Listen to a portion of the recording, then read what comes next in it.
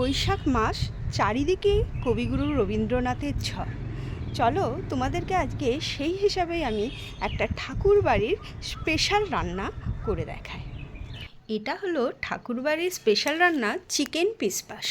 তার জন্য আমার যেটা লাগবে সেটা হলো লেবুর রস, গোটা গরম মশলা, রসুন আদা থেতো করা, চিকেন, গোবিন্দভোগ চাল, গোলমরিচ গুঁড়ো আর দুধ, আর আলু, পেঁয়াজ আর ডাল।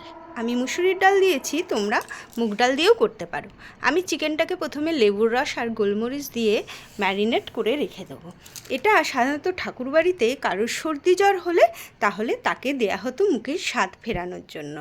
প্রথমে আমি এটা সাধারণত বাটার দিয়েই করে, আমার কাছে বাটার ছিল না, তাই আমি ঘি আর একটু সাদা তেল দিয়েই করেছি।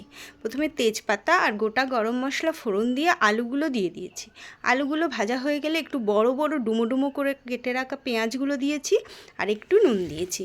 একটু ভাজা ভাজা করে তারপরে ম্যারিনেট করা চিকেনটা আমি দিয়ে দিয়েছি।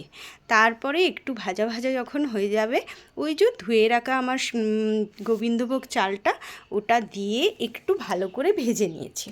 ভেজে নিয়ে আমি তারপরে ডালটাও দিয়ে দিয়েছি, তার সঙ্গে দুটো কাঁচা লঙ্কাও দিয়েছি। ওই দুটো ভালো করে ভেজে টেজে তারপরে আমি দিয়ে দিয়েছি দুধ। দুধের সঙ্গে আমি অনেকটা জলও দিয়েছি, কারণ এটা একটুখানি শুকনো হবে না, এটা একটু রসা রসা হবে। তারপরে ভালো করে ফুটে উঠলে একটু রসা রসা করে নামিয়ে নিয়েছি। এই যে আমার চিকেন পিসপাস রেডি।